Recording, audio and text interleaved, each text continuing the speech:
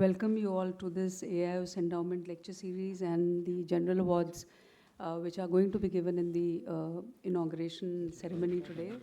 And we are going to begin the endowment lectures first. Vardhaman, can you put on the laptop, please?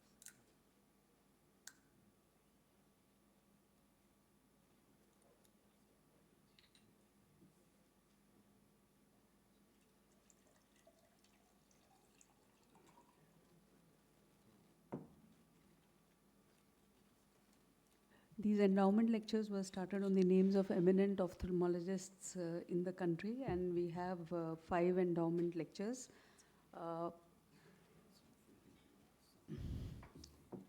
Okay, anyway, we'll, I think, start.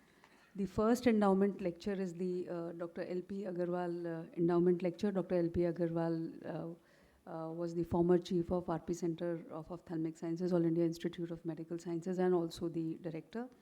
And the lecture is going to be taken by none other than Dr. A.K. Grover, and he's going to be talking about life and ophthalmology across the 2 millennium.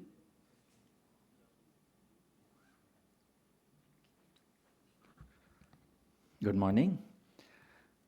I would like to thank the All India Ophthalmological Society and the Scientific Committee for this singular honor for an endowment lecture in the name of a person who really made me, made a lot of us, and made Indian ophthalmology. Having lived through both millennia and having spent nearly equal time in ophthalmology in the previous millennium and this one, I thought I was qualified to speak on changes in life and ophthalmology from the last millennium to this new millennium. Professor L.P. Agarwal was a true visionary.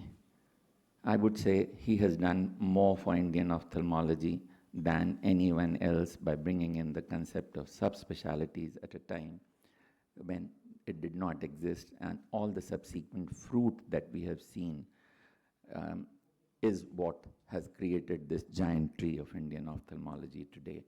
And there are too many things to speak about, but the father, truly the father, created the Rajendra Prasad Center, created the first ever national program related to ophthalmology globally.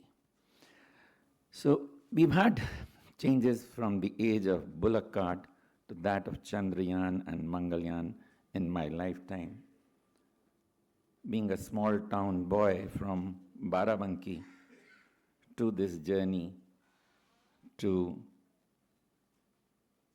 less black and white times, more colorful times, growing up, witness to the journey across 5 decades in my life in ophthalmology, inspired by the legends in ophthalmology, and you can see Professor L.P. Agarwal here.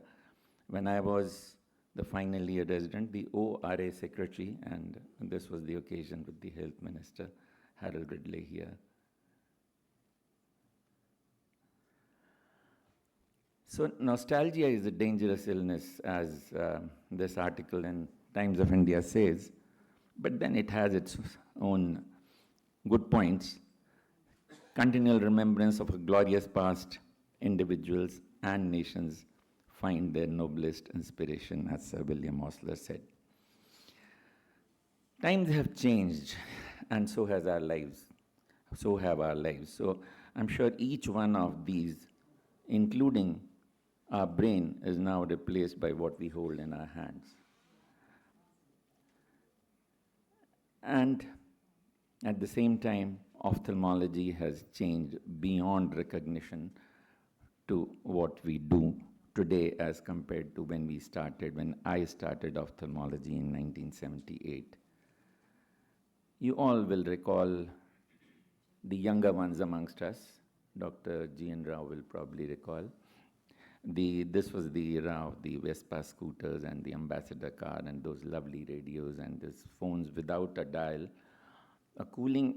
Earlier years in Barabanki was, cooling was done by those fans which were pulled by people. And these were the games we played, Colgate tooth powder. and the prestige pressure cooker and the letters and and the telegrams that we sent, our infotainment, our entertainment, our celebrations were simple. Life was much simpler. So we are products of the times of 50s and 60s. We documented in those simple ways rather than the more sophisticated ones that we do today. The eye care in those days, 4 days ago, the documentation was without, of course, without any computers, laptops. So there were those slides which had to be put in boxes and, or even before that on transparent screens.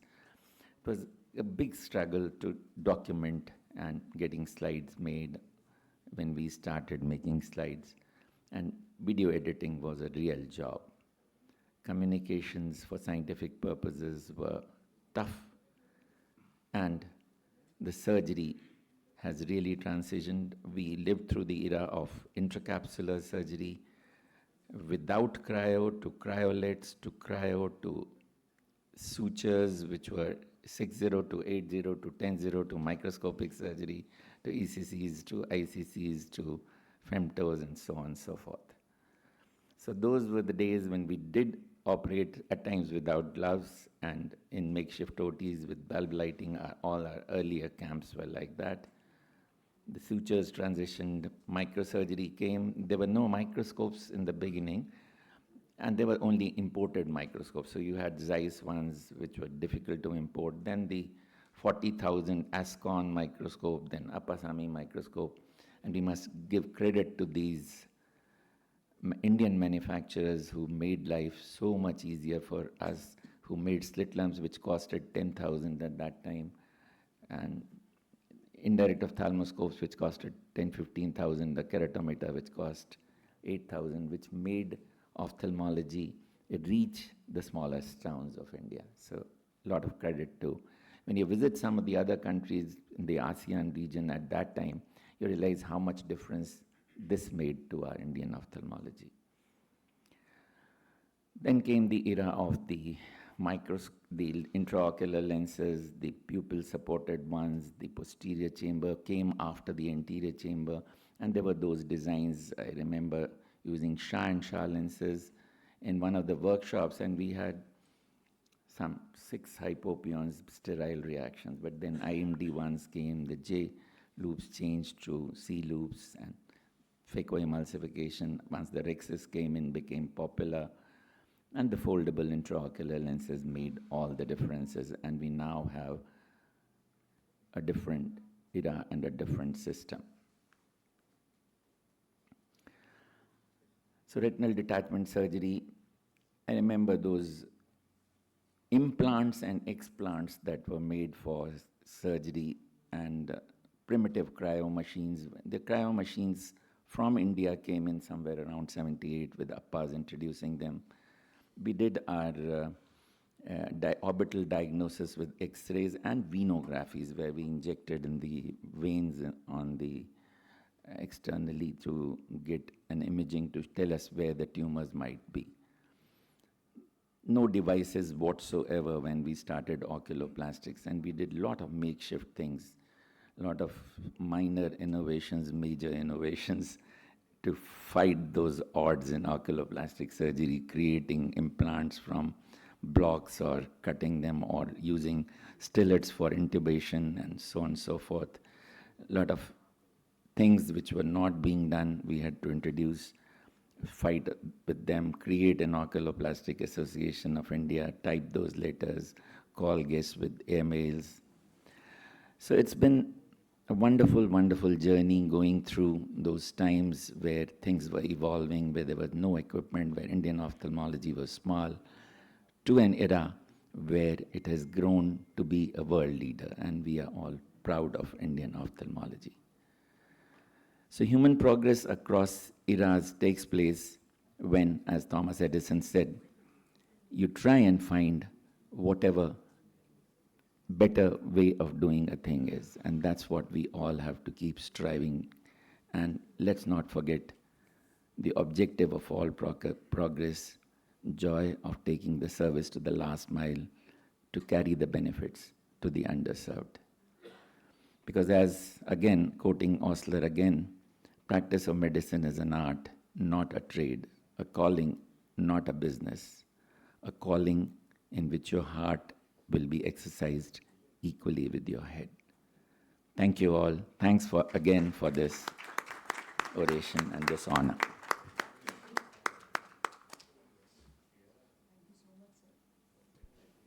Thank you so much, sir, for that wonderful endowment lecture. Dr. Vardhaman, can we have the next speaker? Truly in the spirit of what Dr. L.P. Agarwal, I'm sure have taught all of us, every single person I think has been benefited directly or indirectly through him because of the concept of subspecialties that was created in ophthalmology way back so many years ago. Thank you, ma'am. And thank you, sir, for that wonderful oration. Next, we have in our series of very prestigious AIOS Endowment Awards, the AIOS Dr. Nam Perumal Sami Endowment Lecture. Can I have the slide on, please? Yeah. Seniors and friends, we all know that Dr. Nam Perumal Sami, sir, who is fondly referred to as Dr. Nam, is esteemed Indian ophthalmologist renowned for his contribution to eye care. He played pivotal role in establishing retina vitreous services at the Arvind Eye Hospital specifically, but significantly advancing treatment of retinal diseases in India overall. In recognition of his efforts to combat preventable blindness, he was honored with the prestigious Padma Shri Award by the Government of India in 2007. Additionally, in 2010, the Time magazine named him as one of the 100 most influential people in the world for bringing assembly line efficiency of eye surgeries and bringing the quality of eye care to very affordable masses of India. So AIOS is very honored to have this year's Dr. Nam Perumal Sami Endowment Lecture, which will be bestowed on none other than Dr. P. Mahesh Shanmugam, sir, who is the head and of the Vitro Retina and the Oncology Services at the prestigious Shankara Eye Hospitals, India, who has been the alumnus of the prestigious Shankara Netralaya in the past and a very fond fellow of Dr. S.S. Badrinath, sir. And he is also the co-founder of a very well-known retinal educational program, which is the RetNet India, which is making its mark in India as well as internationally. So can we please have Dr. P. Mahesh Shanmugam, sir, to please give his oration lecture in the name of Dr. Nam Perumal Sami, sir. Thank you. Morning and thank you. Can I have my slides? It's truly an honor to receive an award in Dr. Nam Perumal Swami's name, the pioneer who started vitrectomy in India. And I wouldn't be standing here as a vitreoretinal surgeon if not for Dr. Chief, who was the one who guided me to taking up vitreoretinal surgery. And I am where I am thanks to my teachers, Dr. Gopal, Dr. Chandan Abraham, Dr. Tarun Sharma, and also the continued support of Dr. Ramani and Dr. Janaki Raman. This is version 2 of the, and then there is hope. The version 1 was presented in Vitreoretinal Society of India last year. So vitreoretinal surgeons are a hopeful bunch. So we are always hopeful. So we keep hoping that this retina which we attach will keep remaining attached and that patient with the recurrent vitreous hemorrhage doesn't keep recurring. And of course, we also hope that the patient with multiple recurrences goes and finds another doctor and leaves us alone in peace. So we do offer hope to our patients as well as to our colleagues. And this oration will be looking at just stories of hope. So this is a 24-year-old newly-wed young gentleman whose wife was threatening with divorce because he had this mass lesion on the nasal side, which is continuing to grow. He had a vision of 6/6, and the fact that the lesion was growing, continues to grow, we did a biopsy, and it showed an extremely rare ancient intraocular schwannoma. It is a suprachoroidal tumor, and the fact it was growing, we decided to remove it. So we did a hinge flap of a full-thickness sclera, and you can see the grape-like uvea, which is prolapsing out, and very carefully the sclera was resected off the uvea. And we see this mass lesion in the suprachoroidal space. So that is the schwannoma, what we see here. So it was very carefully dissected off from the uvea and from the overlying sclera. So we used an endocrine probe to hold on to the mass and removed it without rupturing the uvea. So the mass was removed and the flap was closed. In the process, the incision biopsy site opened up, which is also closed.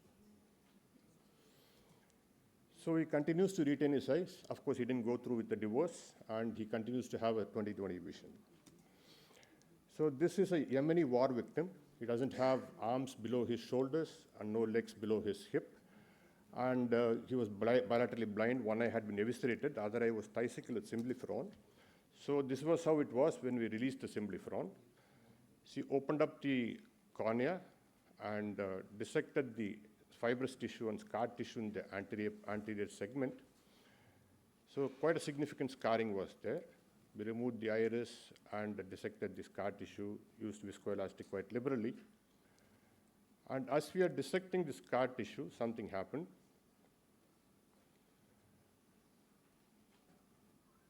You can see now the retina prolapsed out. So I thought, okay, we had lost the eye. But then we decided to go ahead with the surgery, put the retina back with viscoelastic, and placed a temporary keratoprosthesis and went inside. And to our relief, we found that the retina was still attached to the optic nerve head, but of course it was a closed funnel detachment. And we removed all the subretinal gliotic membranes and the preretinal gliotic membranes, and painstakingly opened up the funnel, which was torn from the ora serrata 360 degrees. Took some effort to open up the retina, and finally we put a perfluorocarbon liquid. You can see the retina attaching, you can see the disc. There is a peripapillary fold, but then whatever retina was there can be attached. So the retina was stretched, and the laser photocoagulation was done to the peripheral margins. He is ambulant now, but of course at least one of his eyes is functioning, though he doesn't have legs and arms. So this was a bilaterally blind 5-year-old child. A very close friend of mine, who is a top-class ROP surgeon in the country, had operated the right eye. And this eye was lost despite the lensectomy, vitrectomy. And the other eye, the primary surgeon declined to operate. Me, being the fool I am, even today, because the parent continued to pressurize me, succumbed to the pressure and took it up for surgery. And inside, this is what we found. You can't make out which is the retina, which is the fibrous tissue. Nothing could be made out. So we very painstakingly removed all this fibrous tissue. And that yellow pigment, what we see is what we think it's the macula. Nothing more could be seen. And this is a stage 5 ROP, and this child is 5-year-old. So we decided to leave it alone like this, because essentially a traction retinal detachment after removing all the scar tissue, hoping that the retina may attach and the child may get some vision. But then about a month later, there was vitreous hemorrhage, and we went back inside and found this multiple retinal holes in the periphery. But the positive side was we could see the optic nerve head now. You can see the optic nerve and the macula.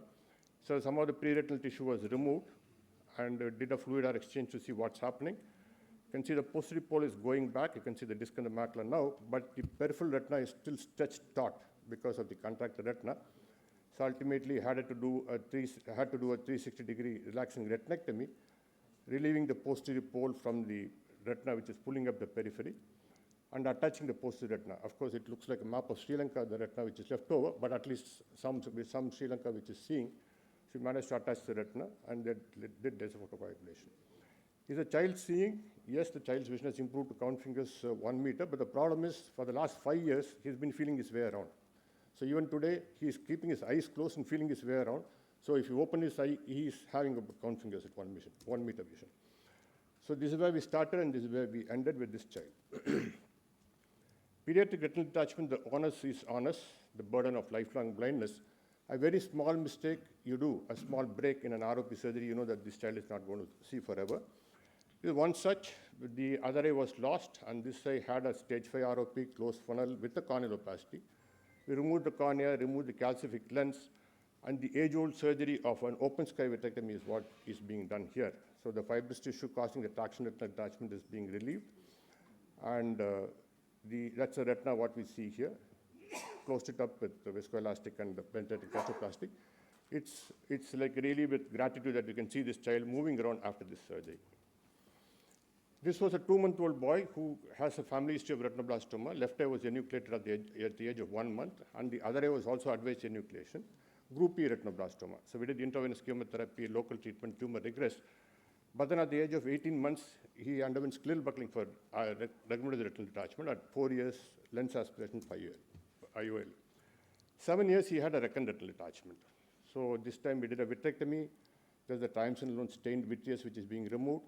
And the break was somewhere here in the superior temporal quad and somewhere underneath this calcium.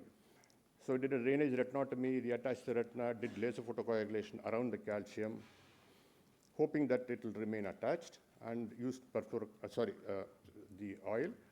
The retinal detachment persisted 4 months later. That the calcium in the superior temporal quadrant was keeping the break lifted. So we thought, okay, we'll support it from outside. So we removed the old buckle and put a macular buckle, hoping to push that calcium up and close the break which is underneath that. We did that, but instead of making it better, it made it worse. The calcium lifted up further, and the break continued to remain lifted.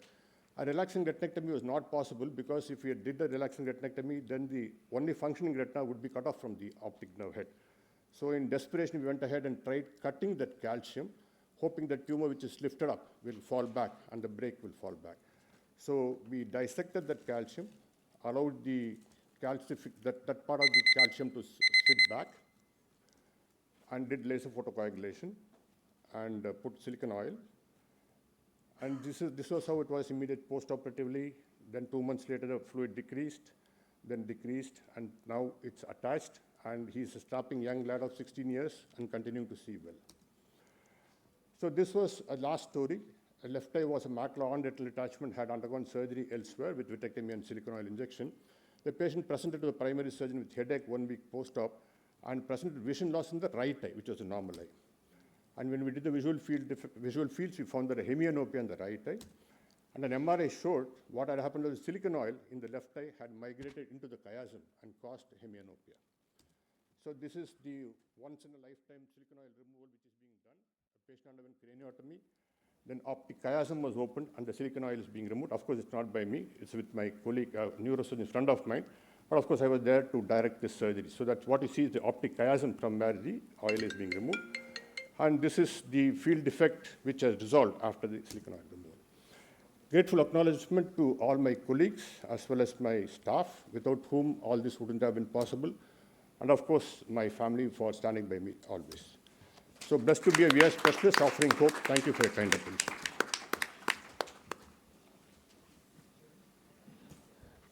Thank you so much, sir. I think it was such an amazing oration, and thank you for all the pioneering work that you have done, especially for ROP.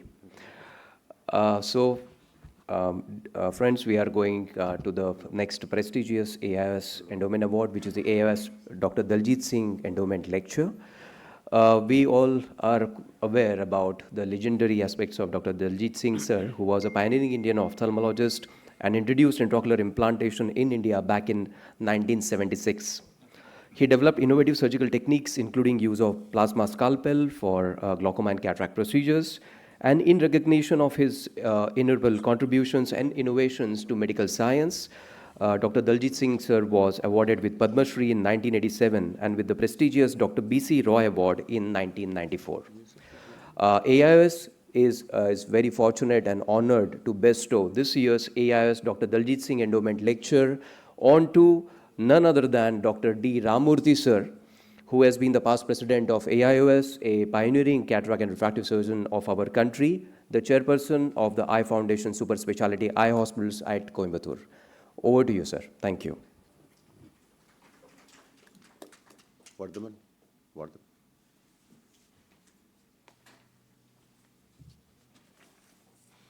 These also have to be read.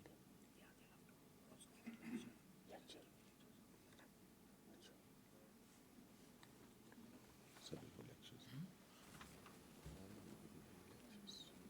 No lecture. No, yeah, lectures.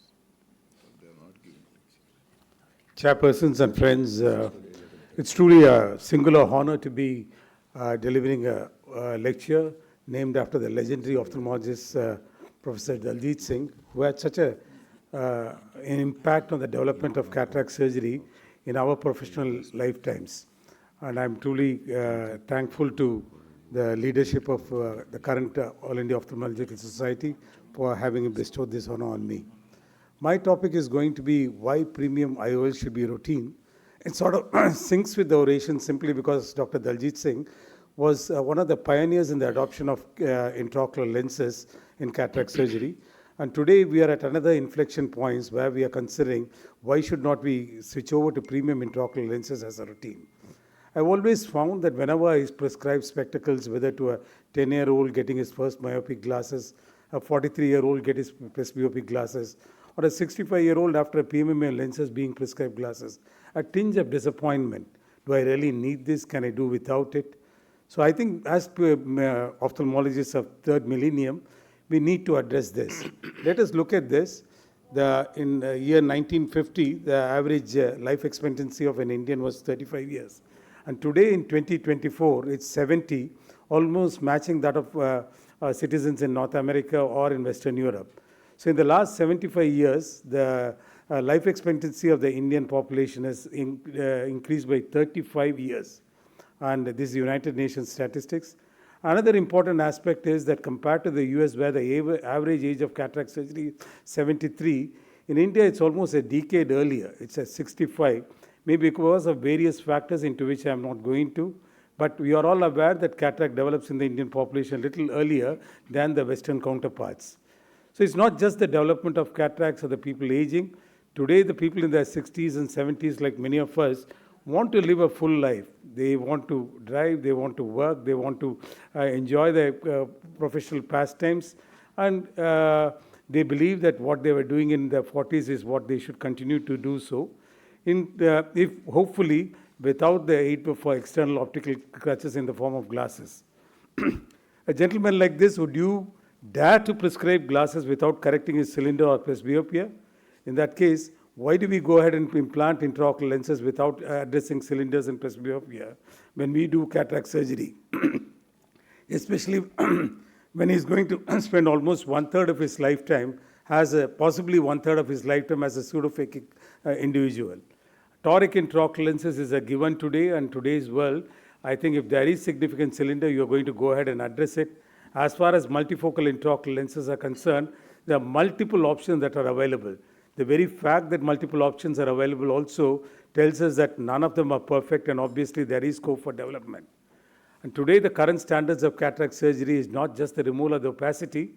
We are concerned about the uncorrected visual acuity for all distances, distance, intermediate and near, improvement in the quality of vision, the kind of quality the patient enjoyed when they were at 20. And since the patient might live much after our own professional lifetimes, what we do today should serve the patient well for the rest of his life. So essentially, cataract surgery is not just vision restorative, but is vision enhancing. And why has this change come about? Accurate biometry, excellent equipments, excellent formula, availability of multiple options in which we can pick and choose depending on the needs of the patient, excellent post-surgical visual outcomes where we can confidently tell a normal patient almost 99% of them will get a good visual acuity, active lifestyle, and even in the 60s, which you alluded to, and obviously a desire to get rid of glasses. And the challenges of multifocal intraocular lenses, though I have been talking about it, using these lenses almost about the last 25 years, only now about 40% of my patients get it. Because it's the concerns about the quality of vision, suboptimal outcomes, where you cannot always deliver to the patient what you promise, the cost involved, the extra chat time that's involved in counseling these patients, and perfecting the workflow and changing your workflow, not just for the surgeon, but for his entire staff, and tracking outcomes, and then obviously modifying your surgical procedures so that the outcomes become better day in and day out. Why are we so concerned about multifocal intraocular, and still it had not got adapted? Because it's non-physiological. Whenever we do something physiological, that is when the blood pressure goes up, when you bring it down, when the intraocular pressure goes up, we bring it down. When the lens becomes opaque, we take it out. But multifocality was never in the scheme of things as far as nature is concerned, either in the cornea or in the lens. No visual system is multifocal in any mammal, and we go against physiology. Obviously, there are going to be complications that we have to live with. So what exactly I do in my counseling, or rather I encourage my staff to do, is essentially to not to promise the moon. It's just a less dependence on glasses and not sentences like throw your glasses, or counsel them about dysphotopsia. Bilateral surgery always helps. And just in case the refractive outcome is a little suboptimal, a touch-up procedure might be necessary. And neural adaptation is a big friend of ours. And just in case you allow the tincture of time, many of the initial problems tend to go away with. And it's most important that we stay away from this concept of too much information syndrome, where we talk right from PMMA intraocular lenses with up to a trifocal toric and with laser cataract surgery. Obviously, you decide what the patient needs, what the patient can afford, what the patient wants, and your entire counseling should be directed accordingly. You might think that all these modern gadgets are necessary for doing good premium intraocular lens surgery, but I feel though those gadgets do help, essentially as far as you have access to an optical biometry or even an excellent immersion A scan, a standardized repeatable autokeratometry where the surgeon or the technician doing it is as important as the equipment itself, access to excellent formula which is even available online, good repeatable phaco techniques where you get predictable refractive outcomes with predictable corneal astigmatism, and essentially you have a complete understanding of the intraocular lenses that you are dealing with. Then you are good to go as far as premium intraocular lenses is concerned. I think these are the aspects that I would do just in case there is a residual sphere or a cylinder. And I think the second eye surgery is an excellent concept as far as addressing good outcomes in premium intraocular lenses is concerned. Depending on the outcome in the first eye, we not only optimize the IOL type and the power of the fellow eye, and I usually give about 2 weeks between the two eyes of the surgery, so that bilaterally implanted, these patients can function quite well, most often without the need for glasses. And once you have implanted both eyes, cortical adaptation also becomes better and provides a range of continuous vision, which maximizes image quality and also reduces photic issues. It's most important to understand that we perceive with the eyes but see through our brain, and neural adaptation is both the challenge and as well as the solution. As far as neural adaptation does not occur, the patient has a problem, but once he or she adapts to the new optical system that's presented to them, then the problem seems to go away with. Unfortunately, in about 90% of the eyes, younger the patient, the better the neural adaptation, the problem gets sorted out over a period of time. It is important that the patient counsels patients to his patients in the times when they go through this difficult period. And you might be concerned about the cost. There are obviously several multinationals coming out with excellent products. But the good news is that the Indian ophthalmology technology has also progressed by leaps and bounds. And now there are several toric lenses, multifocal lenses, toric multifocal intraocular lenses, which we can proudly place from our own companies. 50% of the premium intraocular lenses that we do in our centers is from Indian companies. And it's extremely important that you tell you are able to tell your patients about the power of experience. This gentleman came with a problem of slight difficulty in driving. I said that I can exchange your lenses, replace your multifocal intraocular lenses, but that's what we'll see. Provide a -2 diopter. I have this as a standard practice. Then I put these -2 diopter lenses on his eyes and say, this is what you will see if you have these lenses on, if I exchange your lenses. And in case this is what you have with your current multifocal intraocular lenses. Once I do this, once they understand the benefits that has accrued from this technology, they are willing to live with what they were given. I think it's most important. This slide has not changed from my days I was doing intracapsular cataract extraction. Whenever a patient comes to us with a problem, it's more an observation. It's important that we understand, make them realize that we are with them, we know what their problem is, and we can solve it together. The patients are more concerned about how much you care than how much you know. As far as you are with them, most often you can get them sorted out. I think it's something we always need to keep in mind, that as ophthalmologists, we cannot add age to the life of our patients, but we can add life to the age of our patients. And towards that, I do believe, as a cataract surgeon, that premium intraocular lenses have come to stay in this millennium of ophthalmology. Thank you once again for this wonderful opportunity to deliver this oration.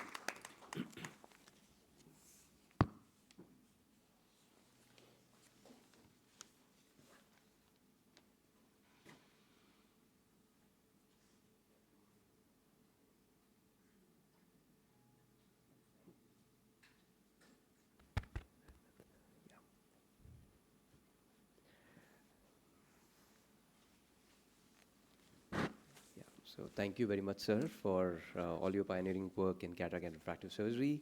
Next, we will go on to prestigious AIOS P. Sivareddy International Award.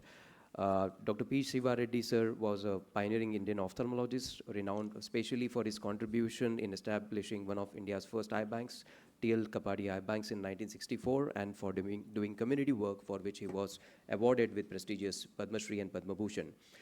This year, AIOS is very proud and honored to bestow this award on none other than Dr. Lalit Verma, sir, who is also the president of the current very successful APAO conference. Please give him a huge round of applause for the success of this meeting as well. And we look forward to hearing from you, sir. Thank you so much. Thank you, Kankaria, for this is actually a team effort. I am just happening to be president, but anybody, I think all the team members are responsible. At the outset, I am actually humbled that I am here standing before you and delivering this talk in the honor of Dr. Shiva Reddy, who has no comparison actually in Indian ophthalmology. He was one person who raised the bar for AIOS, and I bow my head towards this great gentleman who raised the bar for AIOS and made what AIOS is today. So I'll be talking about a topic which is very... Can I have slides here?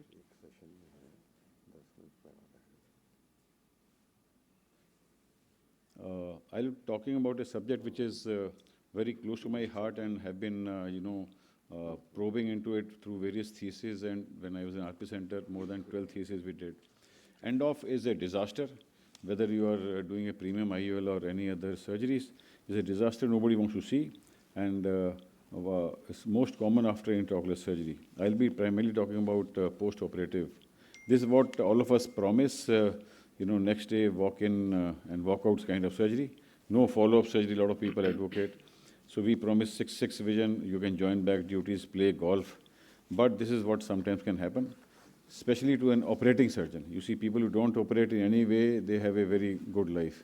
But people who operate, they sometimes may get a smile, reverse kind of smile, and they are sad. And in fact, my family will also come to know that today mood is not good because I have seen end-off, or have one of my patients has it. Incidence has gone down, but believe me, one case is very, very stressful for me, or for anybody, in fact. If series occurs, you go mad actually, and sometimes you want to quit or close down your OT. So why I say it's a disaster? Because time is of essence if you don't manage in time and not properly. You see, when we were growing up, people used to give subconj injections and drops. And if you don't manage properly and appropriately, the end result is this. The end result is phthisis bulbi, and which nobody, and you can be dragged to consumer courts, and so many court cases in this country go on. So how to save these eyes and how to bring the smile back on the face of patient as well as for your own smile. So obviously everywhere prevention is the first. In case you can prevent, well and good. In case not, in case you are unfortunate, then treat. And for treatment, what is important is early diagnosis and prompt treatment.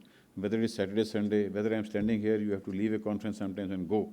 So that's the essence. So prevention, a lot of things have been talked about pre-operatively, all of us practice that. But per-operatively, apart from betadine and surgical drapes to isolate lashes, it's the good wound construction that is of paramount importance. Because you see all these microorganisms have ingress primarily because of faulty wounds. So never hesitate to put a suture if your wound is not good. And always you have to press and see there's no leakage there. So never have your ego come in between that I have promised no suture surgery if the wound is faulty. The role of intracameral antibiotics, David Chang is here, who is one of the proponents, and a lot of work was done by Arvind Eye Hospital, and where in fact, David Chang put up on the American Academy website and quoted Arvind Hospital the role of moxifloxacin, and it is now a established kind of procedure after. In fact, a lot of us practice that. If not, if it has still occurred, then we have to believe in treatment. And out of the treatment modalities, we have intravitreal antibiotics, which I think are the mainstay of treatment. They are the initial management, and every ophthalmologist should learn the art and science of giving intravitreal antibiotics and not fool yourself or the patient by giving some intravenous antibiotics or topical antibiotics. Intravitreal, where the bug is there, that is the place where you have to inject. And believe me, if injected early and you are lucky that organs are sensitive, results are pretty good. If not, or if the load is so high, then vitrectomy has to be done. Vitrectomy, as you know, is a debulking kind of procedure or a IND kind of procedure where you debulk and then the organisms become sensitive. So I'll just run through a couple of situations from my own library. This was one patient who had good glow but more than usual reaction, as you see on the left side here. So in such situations where you are not sure, this chart generally helps you out, which differentiates TAS or the toxic anterior segment syndrome with infection. The key features are lid swelling and chemosis generally does not occur in TAS. Corneal edema is localized in end of, whereas in TAS it is limbus to limbus. And IOP generally is not high in infectious, whereas it may be low in infectious endophthalmitis. But in TAS it can be high to the tune of 40-50 also. And cultures, whenever if they are positive, your cultures, although it is mandated from medical legal point of view also, but culture can be negative in even infectious endophthalmitis. Culture positivity depends on the lab and how you have transported these samples. So what should be initial management when the telltale signs are shifting towards TAS? You load this patient with steroids. Load them with steroids, but caveat here is to follow up closely, maybe twice a day or once a day, till the time patient either tilts towards infection or he recovers. So this is one patient which I showed, good glow AC reaction and no hypopyon, but so I gave him steroids, followed up very closely, in fact made him sit in the OPD, saw him in the evening, he started improving, smile came back on his face, and after a couple of weeks, he recovered good vision. This was a young lady who had RK done and had cataract surgery done later on, and had this white clumps which tilted my diagnosis towards TAS because of the color of this vitreous opacity. So again, loaded this patient with steroids and again followed up. And gradually take photographs just to impress upon the patient also how the patient is. Tell the patient that glow is coming back, and this patient then improved. Situation number 2 is when you are suspecting endophthalmitis definitively because of all those signs, or the patient of TAS has not responded, then you start thinking. Believe me, you will never regret giving an immediate injection. So what, when and how to give, a lot of literature is available. AIOS CME series, which we wrote long time back, is still relevant today. So which to give is, I think you always choose 2 antibiotics because it's the empirical treatment. You start with one for positive, gram-positive, one for gram-negative. Vancomycin still retains its supremacy from gram-positive, but ceftazidime has gone down as far as sensitivity is concerned. Previously 90% it should work against gram-negative, but today around 50 to 60%. And a lot of people, once they're suspecting gram-negative, have shifted to better antibiotics, imipenem or colistin and such things. So this is one chart which we had prepared and distributed all across the membership, not once but twice, where, because you can't memorize this, so you have to stick it onto the operation theatre wall, so that, because drugs have to be prepared by yourself, not by any fellow or any nursing staff. So how to give? It's always a sequential injection. Because 2 antibiotics are involved, it's better always to decompress the globe, otherwise you risk the chance of CRA. And decompression is best achieved by biopsy. People who know, people who do not know should do only aqueous paracentesis. I do not advocate that you aspirate the vitreous, because if you pull it too much, there could be a traction onto the vitreous base. It's always better to have 2 syringes. Sequential injection is always better, never mix up, because mixing up may lower the concentration, available concentration in the vitreous cavity. And we do not forget the teaching which corneal colleagues taught us, that load this patient with early antibiotics.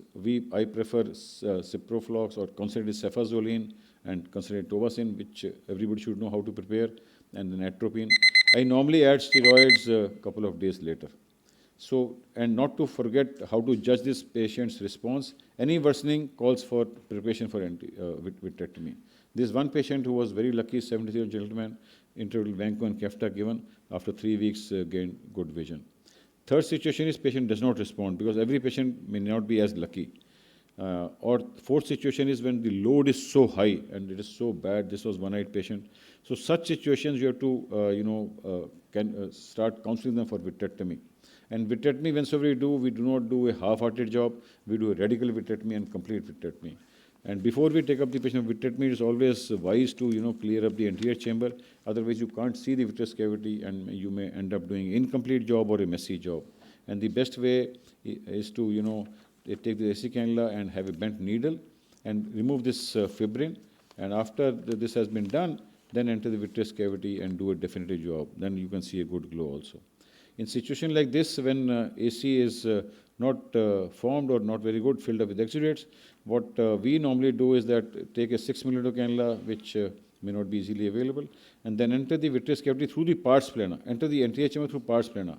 From the pars plana, make a hole in the iris, then remove this muck from the anterior chamber, and then after that enter the vitreous cavity, do a depression vitrectomy, and remove all the exudates. IOL removal is controversial, but only in very severe patients or suspected P. acne or recurrent or fungal, we end up removing the IOL. This was one lady who already had injections given, had a corneal abscess also, and ultimately recovered after radical vitrectomy to 6/24. So I'll just skip this video for want of time. Fungal endophthalmitis may be a primary diagnosis, or because of the failure of the initial intravitreal treatment, this may be, or voriconazole, or they have come up, but a lot of these patients require vitreous surgery. So I'll just skip time because of lackage of time. P. acne, also a couple of examples of good response to vitrectomy. Cornea, if gets involved, believe me, you have to take help from corneal colleague, where they remove the button, and then you put a keratoprosthesis, temporary K-pro, and then do a vitrectomy, and then later on grafting is to be done.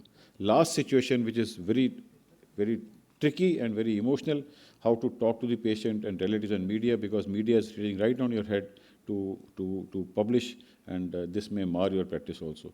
So, but if you have documented, believe me, no court of law can punish you. So these are how to break the bad news. New antimicrobials are coming up, a lot of them. And lastly, these are the couple of tips which we had jotted down, about 10 tips how to manage the cases of post-operative endophthalmitis. So keywords are suspect, react and act very fast. Early, prompt treatment, whether it is antibiotics or vitrectomy, end up giving gratifying results and may convert this non-smile into a smile. Thank you very much for this opportunity. Thank you so much, sir. Now next we go to another very prestigious AIOS Endowment lecture, which is honored with the name of Dr. G.N. Rao, sir. We are very, very honored to have Dr. G.N. Rao, sir, here amongst us. Dr. G.N. Rao, sir, is, of course, we know is a pioneering ophthalmologist of India, a great mentor, and an institutional builder. Sir is most importantly known for founding the most prestigious L.V. Prasad Eye Institute in Hyderabad in 1987, which is globally recognized center of eye care, research, and education. In recognition of sir's very significant contributions to ophthalmology, Dr. G.N. Rao, sir, has been honored with Padma Shri in 2002 and has been inducted into the Ophthalmology Hall of Fame by AAO in 2017. This year, we are very honored to have the AIOS Dr. G.N. Rao Endowment Lecture to be bestowed on my own teacher, Dr. Prema Padmanabhan ma'am, who is the distinguished senior consultant in the Department of Cornea and Refractive Surgery at the prestigious Shankara Nethralaya in Chennai. Over to you, ma'am. Thank you. Thank you. Good morning, friends. Gives me immense gratitude and humility that I find myself standing here to deliver an oration that bears the name of someone I have held in such high esteem and whom I have idolized all through my professional life. And for this honor, I am grateful to the AIOS. This oration actually celebrates a living legend.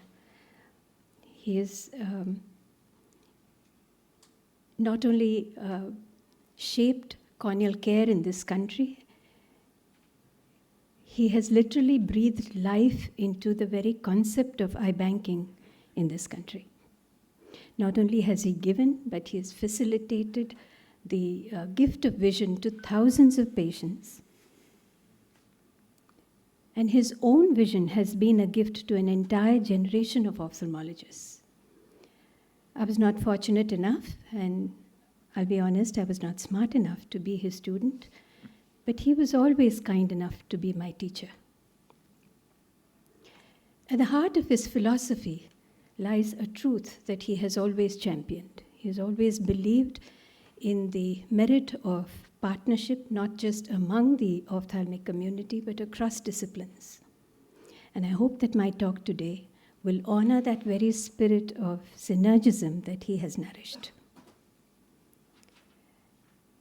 I respectfully acknowledge the team that I've been working with, headed by Professor Krishna Kumar, a very senior professor in the IIT Madras, Dr. Srinivasan of the JK Tyres, and Karthik, a PhD student. What started as a very casual conversation with them soon became fascinating and then compelling as it evolved into the presentation that I'm about to make. This basic description of the cornea is as simple as it can get. But what's interesting is that it would read exactly the same if you change the word cornea to an automobile tire. Unlikely as this analogy may seem, the similarities are striking. They are both multi-layered composites, every layer being morphologically distinct with a specific composition and a unique architecture that is designed to integrate its structure with function and behavior. The collagen in the cornea, like the fillers in the tire, are what give it stiffness and strength. The proteoglycans in the cornea, like the rubber in the tire, give it viscoelasticity. And if you were to draw a stress-strain graph or a time-dependent stress relaxation graph for each of them, they would look identical. The orthogonal placement of the fibers in the cornea, like the belt package in the tire, lend meridional strength. The circular fibers of the cornea, like the bead and the body ply in a tire, give it circumferential strength. And the depth-dependent placement of these fibers make both anisotropic. So even if the magnitude of these properties are vastly different, their nature is very similar. They are both nonlinear, viscoelastic, non-homogeneous, anisotropic structures. What about the stresses they are exposed to? The intraocular pressure and the inflational pressure in a tire are what generate the tangential tensile strength and the radial compressive stress. And every time the eyeball moves against a blinking lid or the wheel moves over a tire or over the road, you get the hoop and the shear stress. So again, the magnitude may be different, but the nature of the stresses they are exposed to are very similar. Both the cornea and the tire need to maintain a delicate balance between stiffness and flexibility in order to absorb the energy from minor impacts like rubbing the eye or a vehicle moving over an uneven road. But when there are cobblestones that jut out, whether they jut out from the tarsal conjunctiva or from the road, amplify these stresses. And when a patient rubs his eye, then the stresses become multimodal. Not just the radial stress, but the hoop and the shear stress come into play. And a cyclic repetition of these movements bring in creep and ultimately fatigue. Now we know from Cynthia Roberts' work that in keratoconus starts with a focal area of weakening, which then initiates a cascade of events that causes structural damage and a mechanical breakdown. But we also know that in keratoconus, there are biological factors that also contribute to its degradation. Nevertheless, both the cornea and the tire share a similar trajectory of gradual degradation, and their fatigue finally expressing itself as an ectasia. Interestingly, both are treated by cross-linking. In fact, the tire industry is the birthplace of cross-linking. It was way back in 1839 that Charles Goodyear accidentally stumbled upon this technique that came to be known as vulcanization. But why am I making these comparisons between cornea and tire? It's not like they were twins separated at birth. The creators made them for entirely different functions. But here's where we take a leaf out of Dr. Rao's Book of Wisdom and ask ourselves, are there lessons from the tire industry that we can learn from? And here are some of my thoughts on that. Both the cornea and the tire share the same geometry and therefore obey the same laws of physics. The membrane stress equation explains why the corneal curvature changes and how it can be made to change if we change the material properties or the tension that works within it. Where would we apply this knowledge? Let's take keratoconus as an example. Today we have multiple options in treatment.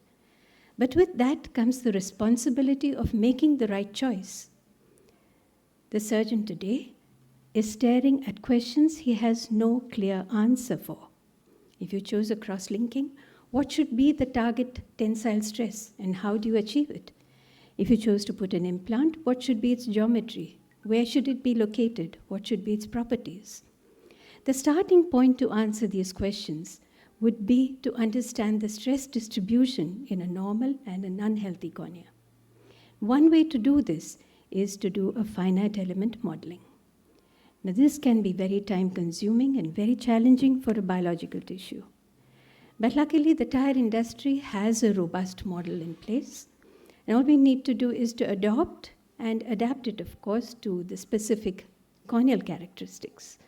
This too is more easily said than done, but this should pave the way to a more rational construction of a treatment algorithm. Another lesson that material science has taught us is to distinguish between strength and stiffness. We are often guilty of using them interchangeably, but one is the resistance to break, the other is a resistance to deform, and these are two different things. Let's illustrate this again with the keratoconus. The Bowman's layer has the highest stiffness, but is not strong, and that's why you see breaks in the Bowman's membrane early in the disease. The stroma, on the other hand, is low in stiffness and prefers to bend rather than break. Let's see how this plays out in a clinical scenario. Here is the axial map of two eyes of patients of nearly the same age. The one on your right is almost 10 diopters steeper than the one on the left. Counterintuitively, it is the flatter cornea that actually developed the eye drops. And if you look at the Scheinpflug images below, you would see structural changes occurring at the level of the Descemet's membrane. So one little rub of the eye was enough to snap the Descemet's membrane. So we've understood that damage is a gradual chronic process, whereas failure is an acute event.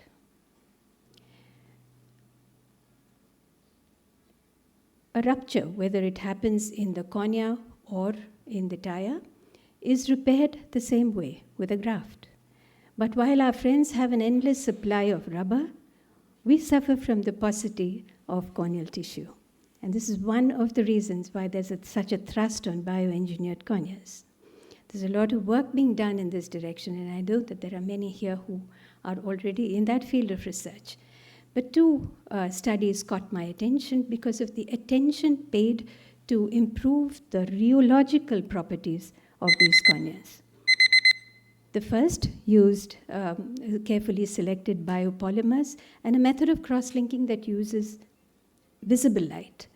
The second uses a novel technique of double cross-linking with a chemical and a photochemical method. Both achieved good rheological properties. But a word of caution here, and again, this is where the tires have taught us this lesson, that in spite of being vulcanized, you may get these cracks in the rubber. Rarely, you also see the same thing happening in a cross-linked cornea where the Descemet's membrane appears fractured. Now, whether this happened because of or in spite of cross-linking is hard to establish. But the question it begs is, can excessive cross-linking make the tissue more brittle? And this brings us to another property, tissue property, which is very familiar to people in the tire industry, but which hasn't had its share of importance in ocular biomechanics, and that is fracture toughness. It is a measure of how much stress is needed to extend a pre-existing tear.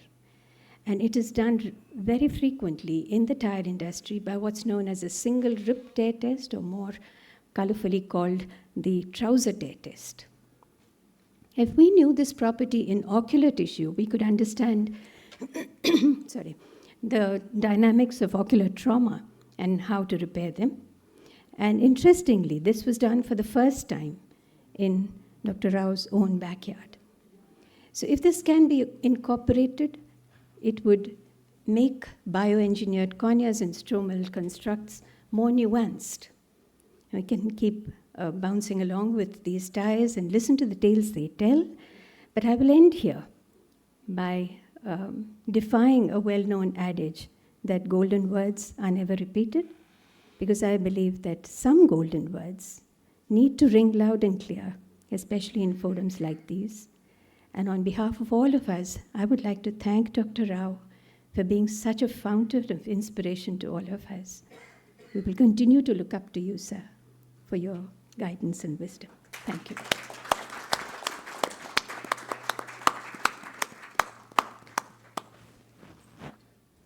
Yes, thank you so much, ma'am. Now we will go to the next very prestigious AIOS Endowment lecture, which is named after Dr. S.S. Badrinath sir. We all know that Dr. S.S. Badrinath sir was a visionary leader, Indian ophthalmologist, and founder of globally renowned Shankar Nethralaya Center of Excellence. After his training in the US, he came back to India to start world-class retinal care and is often called as the father of retinal disorders and retina surgery in the country. He has trained generations of ophthalmologists and truly transformed the eye care in our country and beyond. So this year, we are honored to bestow AIOS Dr. S.S. Badrinath Endowment Lecture on Dr. Kim Ramasamy sir, who is the Chief Medical Officer and Director of Information Technology at the prestigious Arvind Eye Hospital and Postgraduate Institute of Ophthalmology at Madurai. Thank you, sir. Thank you, and good morning to all. It's a great honor to give this talk today in the name of Dr. S.S. Badrinath sir, a pioneer in eye care. Through Shankar Nethralaya, he has transformed eye care and introduced innovations that still help us today. His work continues to inspire many of us as we face new challenges in managing eye care. And I really take this opportunity to thank the organizers, the scientific committee of AIOS, for giving me this honor to deliver this very prestigious lecture. I chose to speak on this topic for two reasons. One, it is the most important challenge, not only for the retina specialists in the country, but every ophthalmologist in India, and it is not, it is a problem. I've also spent a lot of time, almost 30 years, in this particular specific condition.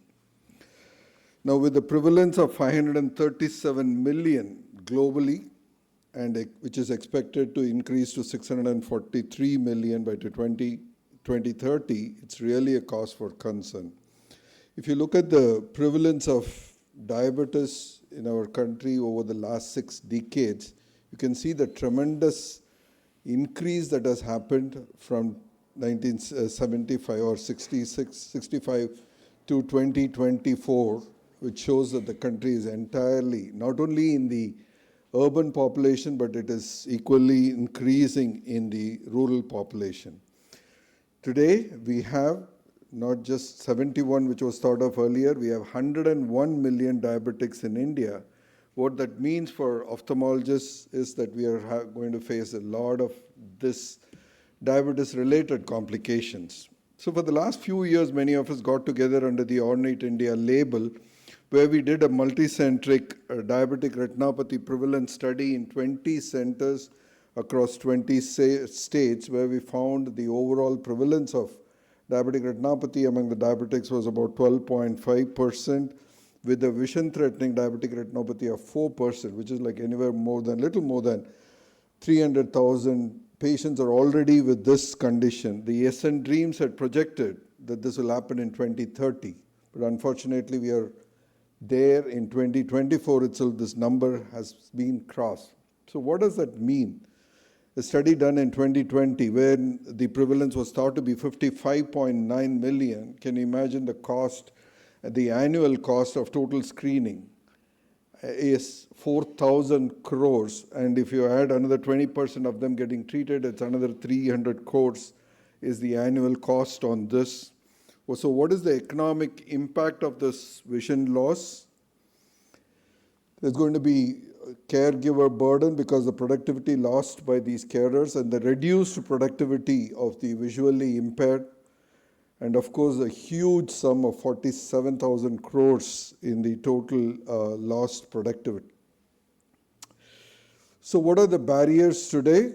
Because there are cost barriers because of the expensive equipments, very poor awareness, and of course access challenges, especially in countries like where we have huge divide between the rural and the urban, and more importantly, the limited resources, that is shortage of specialists in the country, with a resource crunch of heavily, with just 1,700 retina specialists and with the huge 101 million diabetics. So who's going to be responsible for this huge number of patients that are going to come up with complications? So what should be done? We have to improve awareness among all the stakeholders. And screening of diabetic retinopathy today is limited to the ophthalmologist. I keep saying that repeatedly in every forum, that the onus of finding diabetic retinopathy should be with the physicians, because they are the ones who are seeing the target population. And today, technology is making all the help in identifying these patients. And another important thing is to improve primary care for diabetes so that we can reduce the advanced diabetic retinopathy changes that are happening over time. Recently, the AIOS and the Vitreoretinal Society of India joined together had published the screening guidelines for diabetic retinopathy. In our own experience, we've been doing a lot of outreach screening in the community. And we said if we can screen 100 diabetics, only 20% of these diabetics will have any retinopathy at any time. This is seen repeatedly in all our screening programs. Of these, only 20% may have any sight-threatening condition. But since we do not know which of these, we'll have to examine every single diabetic that is out there and should be done at every opportunity possible. For the last 2 decades, almost 20 years, more than 20 years, we've been doing this telescreening for diabetic retinopathy by putting fundus cameras in the diabetic clinics, training the technicians to take photographs, sending it to our reading center where a retina specialist would look at these images, generate a report, and send it back with a turnaround time of about an hour or 2. Now, with the recent advent of using AI, artificial intelligence tools, we have been able to become independent of ophthalmologists. The physician clinics where we have put our fundus cameras is independent of any ophthalmologist grading these images. The person is getting the report within less than a minute. And what's more important is it is available 24/7 and with all the consistency which doesn't happen with different ophthalmologists grading these images. So we have been using this in our primary eye care centers where the technicians, trained ophthalmic technicians, are screening patients for eye conditions in rural areas. In those places, we just saw before deployment of AI versus after deployment of AI, the identification of diabetic retinopathy cases went up by 8 times. We also did this in our physician clinics. So in these two use cases, we have been using AI for the last 5 years. We have screened almost 1 million eyes in the last 5 years using AI. But what is interesting to see is the prevalence of diabetic retinopathy is more, almost 3 times in the diabetic clinics, because obviously here you're using the target population to screen them, because every patient you're screening is a diabetic, and this gives you a much better yield. And I keep saying that's one reason why we have to insist that all our diabetic colleagues, all the physicians who are seeing the diabetic patient should be doing the screening and not just the ophthalmologist today, because telescreening has made it all the much possible. Last year, again, from the VRSI and the RSSDI, which is the largest diabetologist association of India, jointly together published this screening guidelines for diabetic retinopathy for the physicians. And we are running projects to see how we can engage every physician in the country to do this screening, which will be a huge value addition for their patients. Today, it is not done. If every diabetologist or a primary care physician could screen their diabetic patients just using the simple fundus camera, we would be identifying much more patients. If you look at in the West, in the last 10 years, there's a huge drop in the vision-threatening conditions and diabetic macular edema. This is declined probably due to the improved diabetes management, early detection through regular screenings, and of course advances in treatment options. Singapore has waged a war on diabetes using different strategies. Let's be diabetes regulation on sugary beverages and many other programs, which really is the need of the hour in countries like ours. So the onus, as I said, should be with the physicians. AI today enables screening without the ophthalmologist dependency. So how do every one of us make our physician colleagues to take up this responsibility? As ophthalmologists, we have to create awareness in all opportunities possible. Ensure every diabetic that is walking to you has a retinal evaluation. And not only that, as I said, managing the current vision-threatening diabetic retinopathy itself is a challenge for all the retina specialists. So every ophthalmologist should be knowledgeable or gain knowledge in managing the primary management of diabetic retinopathy. So in conclusion, early identification of diabetic retinopathy is a must, and we have to integrate screening in our routine healthcare programs, especially in corporates where we have sedentary workers. And strengthening primary care and preventing diabetes is the need of the hour. So we have to work together to prevent this huge economic problem, not only economic, but the health problem that is going to come up with the prevalence of diabetes increasing year on year. Once again, I thank the organizers for giving me this honor of delivering the prestigious Dr. S.S. Badrinath sir's endowment lecture. Thank you.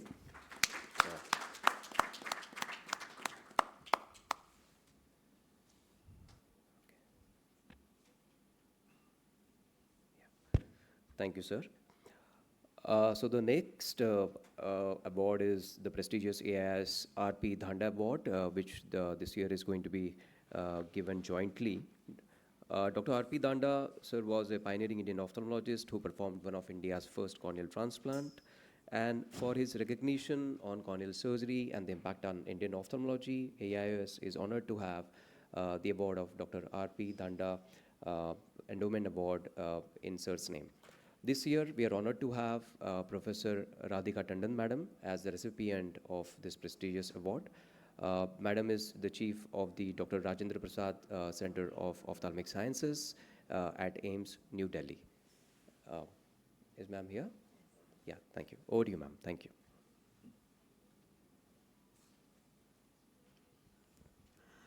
Thank you so much. I'm very grateful to AIOS for conferring this award on me. It's a big honor and privilege for me to speak on the next. Do I go to the other one?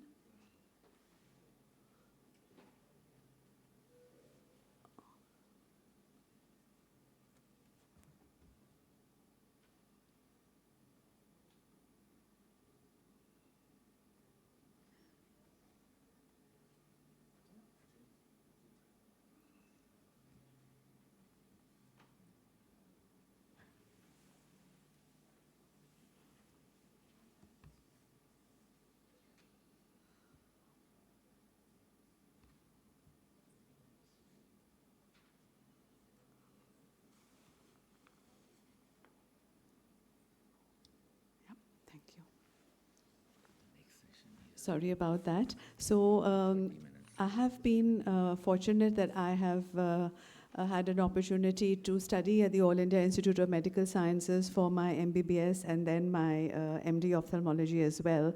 And recognizing the contributions of Dr. Thanda, he is a pioneer, as Vardhaman mentioned, credited with having done the first successful corneal transplant. And he has also done a lot to promote eye banking, because as we all know, eye bankers and corneal surgeons have dual roles and responsibilities. And I'm going to give you a little bit of a perspective of my journey for corneal transplantation and eye banking, advancing standards and shaping the future. Originally, when I started my career, when we do post-graduation, we are exposed to all the subspecialties. And subsequently, my chosen field was not cornea. It was actually squint and neuro-ophthalmology. But then I had an opportunity 5 years after being a faculty in strabismus and neuro-ophthalmology to shift to cornea. So that was serendipity in a way, because both the specialties are excellent, and I enjoy ophthalmology per se. I enjoy everything I do in taking care of patients with eye diseases. And the thing which changed my life when I went into cornea is that it was another rejuvenation, and there is a lot of work to be done in this field. So I just took it as a challenge, and I set off in learning. And at that stage, when you're already a faculty, and my first transplant actually was on the day that the RP Center was having its exam dinner. So we have the 3-day MD ophthalmology exam, and on the second, the pre-ultimate day, there's a dinner for the candidates along with the external examiners, and that's attended by everybody. But generally, that was still the time when keratoplasty was done at night. We used to use MK medium, but because the day was so busy with doing routine surgeries, keratoplasty was done at night. And so I had to leave that dinner, and I had a senior resident, Dr. Keshav, who was assisting me for the first case. So that was how I started with keratoplasty, apart from, of course, whatever exposure one had as a resident and during one's training and so on. So over the years, I found that we're always chasing the number, that we have to do so many transplants, we need so many corneas, and over the last decade or so, we need to think in terms of actual reality, where are we? And it just by increasing the amount of corneal donations is not going to work. We have to have a concept of miracle by dream. So the goal has to be eradication of corneal blindness. And there are lots of things which many eye banks and corneal transplant centers have undertaken: digitization, re-energizing, education, advocacy, and multitasking. Now, education and advocacy is one aspect that the Eye Bank Association of India, when I was in the executive, we felt that corneal surgeons and ophthalmologists have a lot of platforms where they can share new best practices, share their information, and improve their skills. But the people actually working in the eye bank, they do rely on their local faculty and their corneal medical director to upgrade their knowledge. But there is a different feeling when you come across people across different states, different levels of eye bank standards and of your peers. So therefore, the EBAI started the concept of the CME, and then later it became an annual conference. So this is one example: education, advocacy, and multitasking. And multitasking is something which has helped, again, increase efficiency. So upgradation and modernization of eye banking services, integrating traditional innovative policies and current best practices. The simple thing was that there was a tradition to go for whole globe enucleation, and then there was a transition that you go for in situ removal. So this has made a lot of difference, apart from the fact that it is easier for the family to accept that only the cornea has been taken out and not the entire eye. But what it has done is, in many government eye banks, it has reduced the death preservation time. Because what used to happen earlier, there would be death enucleation time, which may be half an hour or 1 hour. Then that globe would travel to another place, and there again the technician may be only one. Or cornea may actually have come in the night, or the globe would have come at night, and the next day somebody has gone off on another call. There may have only been one technician. So sometimes, though the death recovery, death enucleation was 1 hour, sometimes a death preservation would be unnecessarily 16, 17, 18 hours. So this was how, but there was a lot of resistance initially when I said that we shift to this. In my setup, of course, it has already been done in many eye banks, other places as well. So then we had to look at generating the data showing that there was no infection and so on. And the other area that was underserved was post-mortem cases, because post-mortem cases, the family is more tuned to the concept that the body is going to have a procedure done on it, and they are more amenable to eye donation. Plus, you have a lot of young people who are dying from road accidents. Unfortunate, it is true that they're dying at this young age. But at least it is an opportunity the family to give the benefit of that donation of sight as a gift of sight to somebody else. So this was the thing we had to actually prove, that whole globe enucleation versus in situ excision was by a prospective comparative study, randomized clinical trial. And then often we would have a shortage of cornea, so we would have to maximize the utilization of whatever cornea we had. So therefore, use the anterior layer for anterior lamellar keratoplasty, posterior for endothelial keratoplasty, and then use the limbus for limbal stem cell transplantation and so on. And some countries don't permit this. So this can be regulations. So you cannot blindly follow the regulations or the best practices of one nation in another country. So in India, there was a need. So we would not blindly, say that this is not, there's an embargo. If required, and if proper safety precautions are taken, one cornea can be used for more than one recipient. And the other point was a study of death to preservation time. Often in post-mortem cases, there is a delay in the time that you can actually recover the cornea because of the logistics involved. Particularly the hindrance comes from the police, because we require the consent of the family, the forensic team, as well as the police, and sometimes there is a delay. So here again, I feel legislation in India, the rules can be modified. Legislation is very difficult to change, but the rules can be modified that by phone consent or a WhatsApp consent by the police team for this procedure can shorten it. But in any case, whatever we have, we work with. So we found that if the body is refrigerated within 6 hours, the cornea can still remain healthy and the cornea can be successfully transplanted, even if it is 16 or 17 hours outside that window. So we looked at the death preservation time, endothelial cell density, and refrigeration, and we concluded that it's perfectly fine. However, we are sending a culture, because often in mortuaries there will be an autopsy performed, and there may be a simultaneous autopsy being performed on another table. So there is a bit of a contamination in the room, so the mortuaries have to have a HEPA filter and clean air and so on. So that was one aspect. And looking at another aspect, taking this into the community, because this is what we feel in the hospital, but what happens when we go into the community? The idea was that, is it possible? And it is the government of Punjab which took it up as a challenge. They said, okay, let us at least try to take care of the surgically treatable backlog, and can we do it as a mission mode? So the government of Punjab had a task force which was led by the then health secretary, and they said, let's first get this initiative through the government machinery, get a list of just the number of patients who are registered and waiting for keratoplasty, just have the numbers and adjust.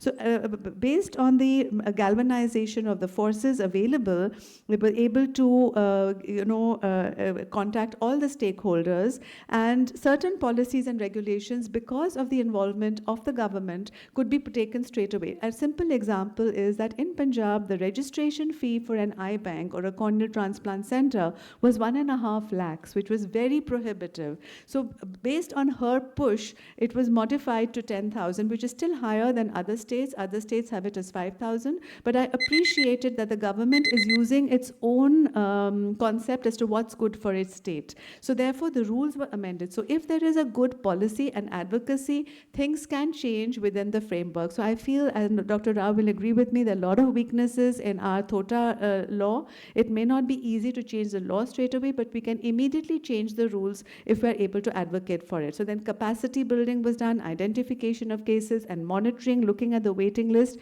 and periodic high-level meetings. And at the end of 1 year, they were able to show that all bilateral cases were operated.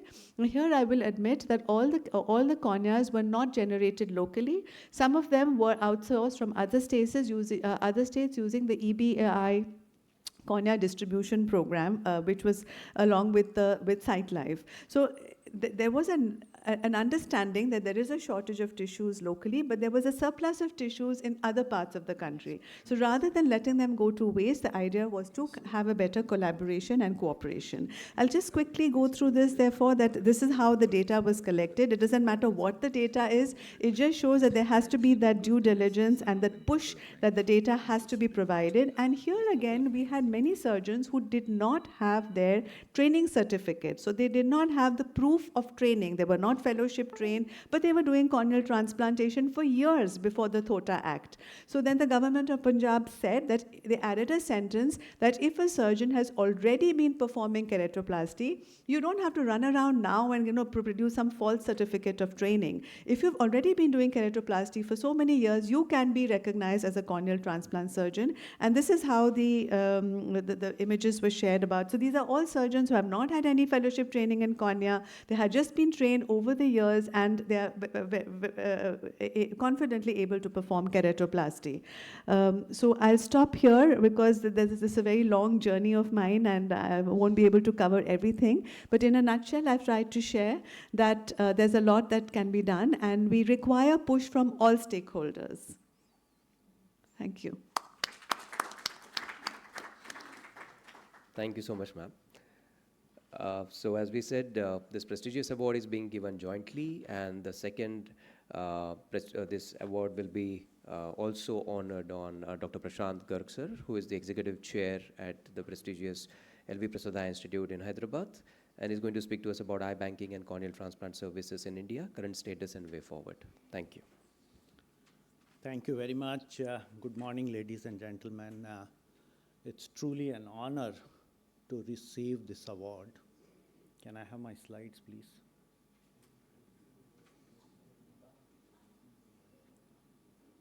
Not this. Prashant Garg. Second, but the last.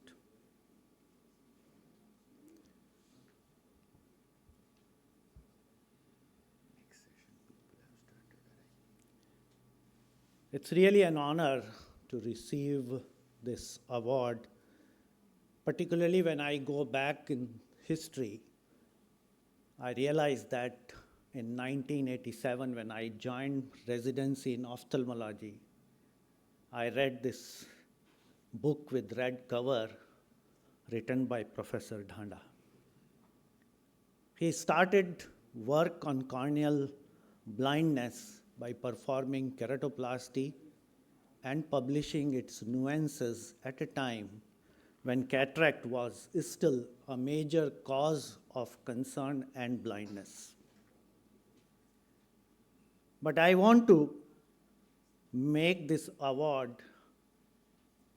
and acknowledge my journey in corneal diseases to my mentor, Dr. G.N. Rao, who really shaped my career as a cornea specialist, but also helped me become a better clinician by not only enhancing my skills in performing surgery, but also making me understand the nuances and also bringing the empathy for patients whom we deal with. And I'll also like to remember my dear friend, Professor Paul Dubard, who really encouraged me throughout this journey of my 27 years as cornea specialist. With this, ladies and gentlemen, I want to focus your attention on the corneal-related diseases contributing to blindness. They are the second most important causes of blindness in India, as well as in most low and mid-income countries. This is clearly reflected in this graph, which is showing the relative importance of corneal blindness in different parts of the world. I am posing a question that can we make a dent and reduce the importance of corneal diseases as cause of blindness for our country? And there are success stories that can guide us in really lowering the ranking of corneal blindness as far as overall list of diseases causing blindness is concerned. You will recall that in 1970s, when Professor Dhanda devoted his time on corneal diseases, cataract surgery was not available to many elderly. It was done through mass camps. The outcomes were poor, and most of the patients got vision rehabilitation through thick glasses, which once broken were never replaced. But today, we are able to perform the highest cataract surgical rate in our country. It was made possible because of concerted efforts and partnership among different professional groups, policymaker, public, both government and non-governmental organizations. So let us look at what kind of approach we can adopt to control blindness from corneal diseases. And I think we will have to adopt a multi-pronged approach. Corneal diseases are caused by a variety of diseases. But in our country, most of the diseases are related to the corneal infections, directly or indirectly. In addition, the second most important cause is trauma, both chemical injuries as well as mechanical injuries, and the complications of cataract surgery. Then comes the various inherited diseases of eye, presenting both at the time of birth and later on in life, as well as keratoconus. And we can prevent many of these diseases from occurring. Corneal ulcers start as a simple abrasion. Corneal trauma can be prevented through protective glasses. Lyme injury, firecracker injuries can be reduced by appropriate legislatures, and we can reduce and improve the chances of graft survival through good follow-up care. Here again we have success stories.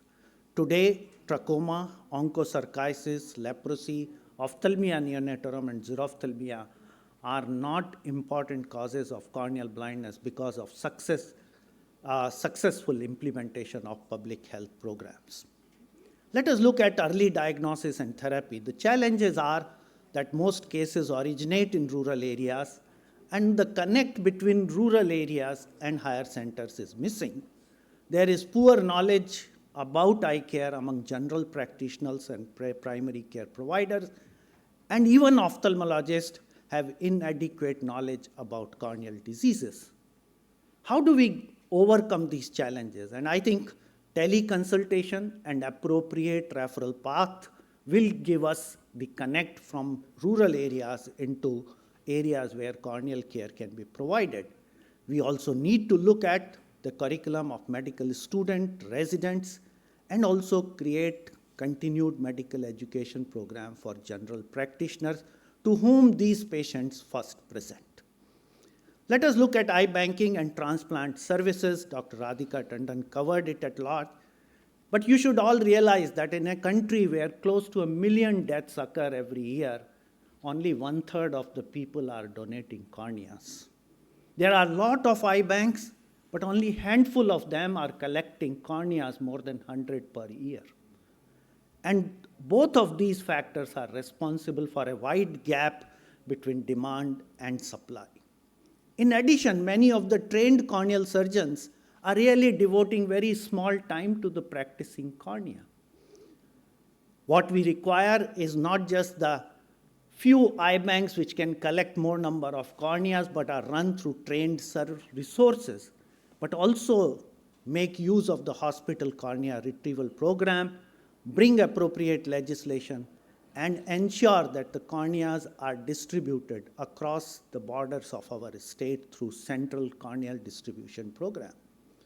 The strategies should also include motivating trained corneal surgeons to focus their time on corneal blindness programs. And training programs should focus around training human resource from areas where there is a large unmet need. We should also liaise with government and non-governmental organizations. There have been significant growth as far as eye banking is concerned, and therefore today our country is labeled as where there is enough number of cornea as per the demand of the corneal tissues. We also have successful model of hospital cornea retrieval program in RIEB, where we showed a sharp increase in number of corneas, and today we are the largest eye bank in whole of the Asia Pacific region. But it is not just doing the number of corneal grafts that is important. We will have to also improve the survival of grafts that we are performing. Here the challenge is that failed keratoplasty is the second most important indication for corneal transplant, and these are largely because of the loss to follow-up. There is lack of skill in managing eyes with corneal transplant, and therefore we need to look at the solutions to improve follow-up care. Managed care will be the way forward for us to keep the patients who have received corneal grafts to remain connected to ophthalmologists who can provide care. And here some of the technologies can help, not just connecting the patient, but also ensuring that using teleophthalmology we can provide care and immediate solution. In addition, we will have to train ophthalmologists and allied ophthalmic personnel in taking care of these transplants and adopt newer technologies which have better graft survival. To conclude, corneal blindness continues to be the most important cause of blindness in our country. It is a time that we can really make effort to improve the graft survival and bring down the corneal blindness from the list of different causes of blindness. And a concerted effort covering all aspects is going to take us into that journey. Thank you very much for your kind attention, and I am truly honored to receive this award. Thank you. Thank you, Dr. Prashant, for that wonderful oration. We've had two wonderful R.P. Dhanda orations on corneal blindness and the way to overcome it, and a wonderful G.N. Rao oration by Prema. Dr. Rao being here, may I request him to give a few words of inspiration to us as being the pioneer of tackling corneal blindness in this country. So this is unfair, you are catching me unprepared. I think the three different lectures on the problem of cornea are outstanding. Prema, you have, as usual in your typical style, opened up new understanding of corneal problems, and a thing that I never heard of. And I think I feel sorry for the youngsters who are attending AIOS for not being here to listen to you. Because this knowledge doesn't come from textbooks, nor from CME programs, nor typical training programs. This is where our youngsters should come and get that kind of knowledge and get inspired. And Radhika and Prashant have presented a vivid picture of the problem of corneal blindness and our struggles in dealing with it. There are simple solutions, and unfortunately in our country we are not able to adopt those simple solutions. In the area of eye banking, for example, all that we need is 50 eye banks in the whole country with an initial investment of 1 crore each, hospital cornea retrieval program in 400 major general hospitals, and we'll be an exporting country for cornea in 3 years. That simple solution, we are making it complex and complex and complex and not finding the solution. And I hope in the not too distant future, there will be awakening about this, and we can actually eliminate the unnecessary waiting lists across the country. Thank you. Thank you, Dr. Rao. Thank you, sir. So now next, we will go to the next AIOS, Dr. E.V. Srinivasan Award for this year, which is going to be bestowed on Dr. Rohit Khanna, sir, who is the Network Director for the L.V. Prasad Eye Institute in Hyderabad, and is going to be speaking to us on distinguished, so he's going to speaking to us about his experience in this field. Thank you. Good morning, everyone. And at the outset, I would like to thank the organizers for bestowing me with this honor. And Also, I would like to thank everyone on my team, because I was told to speak about my journey in community AI health, and my journey is not possible without my team being there. And also would like to thank Dr. Rao, because if his vision is not there and the team is not there, I think this would have not been possible. So thank you, Dr. Rao, for having that vision, and thanks to my entire team. And this lecture is about the entire journey of public health at L.V. Prasad Eye Institute, what's happening and what's going to happen. And it's dedicated to my entire team members. May I have the slides, please?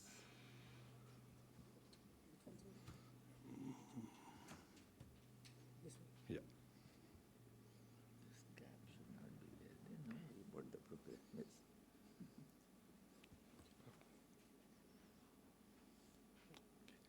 Yeah, so I was going to the biography of E.V. Srinivasan, and I was so surprised to see and so astonished that at the age of 80, till he left this world, he was still operating a detachment surgery. And the kind of personality he was, I think it's very difficult to find this kind of people at this, in this era.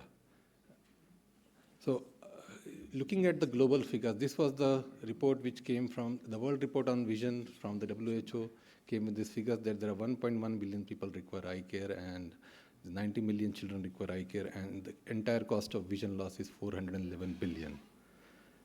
And despite the decrease in prevalence of blindness globally, still the absolute numbers were increasing because the aging population is increasing. So we are not able to catch up with the absolute numbers. Though we are doing good in terms of reducing the prevalence of blindness, but we are not going good in terms of reducing the numbers. So if we go with that rate, I think we are not going to achieve our target even till 2050. So there is some accelerated efforts have to be done in that area.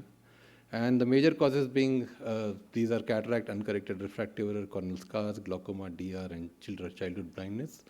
And also the World Report on Vision stated that the eye conditions are more common in people living in rural areas with low economic status, women. These are basically the vulnerable group which we have to target if we want to deliver equity and achieve our goal for reducing the prevalence as well as the absolute number for visual impairment. And they also came with there are modifiable risk factors and non-modifiable. So there was a role of prevention in terms of acting on the modifiable risk factors, though non-modifiable at this stage we can't do anything much, but later on probably we may have some solutions for that in the future also. Coming to India, India has a very good record in terms of reducing the prevalence of blind, and what Prashant showed that the number of cataract surgeries we are doing from 1.2 to 8.5 million. And I think this was one of the reasons which led us to a significant reduction in prevalence of blindness. And recent data which came into 2020 was like showing 0.36, but there are still a lot of things, a lot of gaps in that, and we still have to achieve a lot. The overall numbers in India, because it's a big population, 1.4 billion, the total number of people who require eye care is 275 million, almost 1/4 of the country require eye care. And the total cost, we published this paper 2 years back where we found that the total cost of the blindness and visual impairment in India is 1.2 trillion INR or 54 billion US dollars. So that is the amount of money which is being required to spend for reducing blindness in visual impairment and blindness. And even though we have significant reduction in blindness, we have multiple challenges that we are not able to reach places, we are not able to provide good comprehensive eye care, the quality is quite variability in quality, the human resource skills are quite variable. We don't have very good models, very few good models are there, but still we require many more like that. And the role of technology is coming up, but still it's still very patchy. And we also have data in very, very sparse population, like we have very few states we have data, but right now we don't have enough data from many of the states in the country. So coming to what we did at L.V. Prasad Eye Institute, I'll just give you a brief journey of what happened at the public health in L.V. Prasad Eye Institute. So this is the eye care model which we have developed, which is a pyramidal eye care model, which is covering almost 310 centers as of now, including primary, secondary, tertiary, and center of excellence. And it's all based on the principles of 5 values and 10 core areas, functional areas. So These all areas are interlinked with each other. Without each functional area cannot do anything without the other functional area, so everybody is interlinked. It's like a corneal mosaic where you cannot have one area in isolation. And the entire eye health pyramid is not came out just from thought of anybody, but it was like basically based on a pure evidence from Andhra Pradesh eye disease study. We showed that uncorrected refractive error is also a major problem, and which led to development of primary eye care, which is vision center. So at the bottom of pyramid, we have the vision health guardian, which takes care of eye health of 5,000 population. And then we have at primary level, we have a vision technician, which is who is a high school graduate trained for 1 year, an internship of 1 year, and he's handling the entire primary eye care center, which is taking care of 50,000 population. This is a typical vision center where they do a typical, whatever you'd see in ophthalmology outpatient clinic, they do all the procedures, which includes refraction, slit lamp, dispensing of glasses, intraocular pressure, and all that, and even teleophthalmology. What we found was, a decade back, what we found was like they were able to pick up all the conditions, but what we saw that they were not able to pick up glaucoma and retinal conditions, which like they were missing almost 1/3 to 1/4 of, only they were picking 1/3 to 1/4 of corneal glaucoma and retinal conditions, basically posterior segment conditions. So based on that data, we designed a study which is called L.V. Prasad Eye Institute Glaucoma Epidemiological and Molecular Genetics Study. And based on this study finding, what we found was 2 devices which came out significant, which can increase the sensitivity and specificity of this technician to pick up eye problem, which was non-mediatic fundus camera and FDT. But in terms of cost effectiveness, we felt that non-mediatic fundus camera were more effective, so we shifted to non-mediatic fundus camera. That is how futuristic or new generation vision centers were born. That's also all based on evidence. It's not like we just want to put cameras in this center. So we looked at whether is it making a difference in terms of providing care, and this is what we saw. There is a significant difference in terms of patient travel time was reduced. You can pick up many posterior segment conditions. So from 30% sensitivity, it went to 70%. Still, there are gaps, but I think we are still much better than what we were previously. And also, we looked at, so now we have, in India, we have a lot of people used to tell, why don't you do camps? Why don't you do outreach programs kind of things and all? Why you have vision centers and all? So we looked at all the things. What's the long-term benefit of having a vision center versus a camp, versus a school screening program, and versus a door-to-door screening program? So these were the different modalities of finding patients in the community. And the entire country is doing eye camps. Still, many of the places we see eye camps. But what we found, eye camps, this is a paper we published in the Lancet Regional Southeast Asia, where we found that eye camps, if you do eye camps, you have a very short-term gain. The red dotted line shows that if you do eye camp, you have quick results, you finish off. But if you do a vision center, which is this blue top line, it's a sustained effort for a long period, and it's more cost-effective. So what we published was a vision center model over a long period of time is more sustainable, more effective, and cost-effective than a eye camp approach. Eye camp approach can give you one-time intervention, give one-time results, but if you want to sustain the effect and have connection with the community, I think vision center is the way to go forward. Then comes the service center, where we have a secondary care center, where we have an ophthalmologist and a team of 25 which take care of entire comprehensive eye care, and almost 95 to 98% of eye health problems can be dealt at this level, and people need not travel to higher level of care. Again, there was a paper from European group which came out that cefuroxime reduces the risk of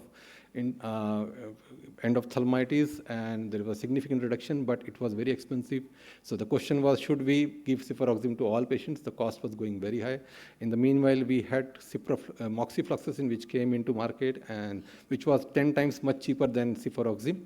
And to see which is more effective compared to both in terms of cost and effectiveness, we did a study in all the centers where centers were randomized to cefuroxime versus moxi group. And what we found that in the moxi group, the reduction of infection was 74%, and in terms of cefuroxime, it was 66%. So there was no difference in terms of effectiveness, but cost was 10 times lower. So we shifted to moxifloxacin across our network. In terms of even corneal infections, what Prashant was alluding about, that we see a lot of infections, and if you don't take care of infection at doorstep, I think the more you delay, the more chances of the recovery is slower. So how do we pick up whether it's a fungal? So what we thought was the doctors sitting in the secondary care in the rural areas should be able to pick up at least fungal and non-fungal, and we decided to train them in KOH mounting, and they started using KOH to say fungal and non-fungal. And subsequently, later on, we also started using tryptophan blue dye. So tryptophan blue dye was more useful in terms of isolating the fungal hyphae, and the doctors were able to treat the patient based on the KOH and using tryptophan blue, whether it's fungal or non-fungal. And this paper we published in BGO. And also, as I was saying, that we also looked at our data that what kind of people who don't, ulcers which don't heal, if they don't present to us within 48 hours, the chances of recovery are low as compared to they present to us within 48 hours. So earlier you treat, the better it is. And I think we all know now what this was also published in Lancet Regional Southeast Asia Journal. And coming to teleophthalmology, I think that's now, it's a very, people are going into that area. And we have teleophthalmology across all the primary care centers where we looked at enter segment, as well as pick up many posterior segment conditions which were not picked up in the initial part. And we also have a system of referral where we highlight the referral as red, yellow, and green. The red are emergency referral. That means they have to be tracked so that the emergency can be taken care at faster rate. We have innovation devices where you can even, what Prashant was showing, that they can take a picture of a transplant and send it to you. And we have now innovation devices which are also in our primary care centers. We had Tapas Ranjan Padi, one of our colleagues in Bhubaneswar, is also doing a real-time tele-ROP, which is again one of the model for ROP screening in the rural areas. And then now our faculty who is in tertiary centers are traveling to secondary care to provide specialty care. So why do we need that 5% patients also to come to tertiary level and they have to travel so long distance? We were seeing there were dropout of like 30-40%. To reduce that dropout, we started specialty care at the secondary care. And one of the example is corneal transplant. What Prashant was showing that when we started doing corneal transplant in the rural areas, the outcomes were better, the follow-up care was better. So probably I think that's the way to go, the transplant, corneal transplant at the doorstep. The retina care, and then we have also, many of the centers, we have diagnostic van, because putting all this expensive equipment like OCT and fundus cameras and other devices in each center is quite expensive. So can it be shared between different centers? So we have a diagnostic van which goes from center to center, and probably the equipment are shared between 5 to 6 centers, so that the diagnostic equipment, so the specialty visit and the diagnostic equipment van is the coordination in such a way that when the people travel to, the faculty travel to secondary care, that time the van also goes there so that they can do all the investigation and do treatment at the doorstep. In the pandemic time, we started home care services where elderly and disabled people were not able to access care. So this is the home care services we started, and we published the first concept paper also at that time. In terms of capacity building, we have done capacity building of nearly 250 organizations across the world. And in terms of advocacy, we are active at state level, at global level, working with WHO and IPB in different capacities. And also we were involved in the developing the regional action plan for Southeast Asia for 2022 to 2030. In terms of research impact, we have clearly defined the verticals which we'll work on. So these are verticals which are on vulnerable population and health system research. So our entire focus of research is in these areas, and we usually don't deviate from these areas. These are our focus areas of research. And in terms of, these are basically key focus areas in which vulnerable population, which includes children, elderly, tribal, and occupational. And in health system, we do rapid assessment studies, operational research, and all. In terms of impact, I'll just give you one last case study of one of the center which we started more than 25, now it is 28, 29 years old, where we started, when we started, we did the Andhra Pradesh IDC study and we found the prevalence of blindness was nearly, visual impairment was nearly 50%. That means every second person had some kind of visual impairment, and we are proud to say that with all our interventions, there is no eye care available in that area even now, and the prevalence of visual impairment has dropped to 16% in 50 years and above. In terms of vision center impact, I think we were looking at universal eye health is another area which we are focusing upon, so that each and every person in the house get care. And we looked at one of the vision center which has, group of vision center which has finished 10 years. And what we found that the entire population when we looked at they have covered is like in 10 years they could cover only 45% of the population. Still that even after 10 years vision center being there, we were not able to reach. So now we have started a campaign where we are going from each and every door to door in that population, so that in 5 years we complete the entire population, so that everybody has eye care service given at the doorstep. I would like to, at the end, I would acknowledge my entire team without without whom this work is not possible. And I would like to acknowledge the entire team members, including those who are here and those who are not here. Thank you.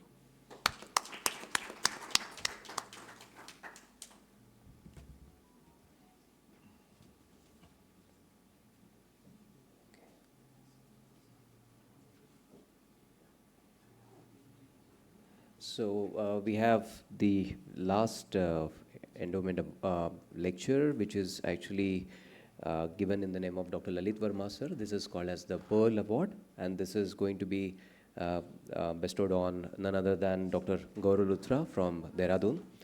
Dr. Gaurav is at the forefront of cataract and refractive surgery and has been involved with a lot of innovations and training program as well.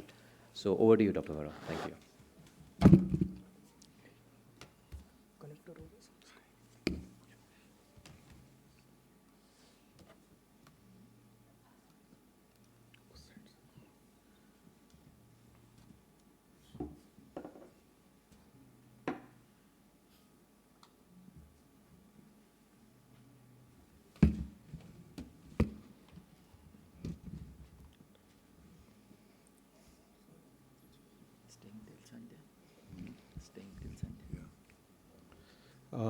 A very good morning to everyone, and I'm privileged indeed to be invited to speak on something which I enjoy doing, and that too this award in the name of Dr. Lalit Verma, who has been always a big guide for me.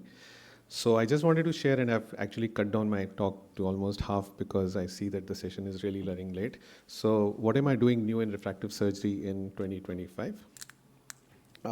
While I'm doing a lot, I mean, we are all doing a lot. We are working on lenticules, and we are doing new kinds of excimer customized treatments and contour systems and ray tracing. But what's really caught on in the last year or two is a lot of people have started doing phakic lenses, and so with increasing numbers, there is also the process that you have to keep measuring the outcomes, ensuring that you're getting good results. So good success with phakic lenses depends on all these things, and I think the most important amongst these is achieving a good predictable vault, which is the last one. And I think the success of ICLs basically depends on this and how you're going to ensure that you get a good vault, which is going to give you a great outcome.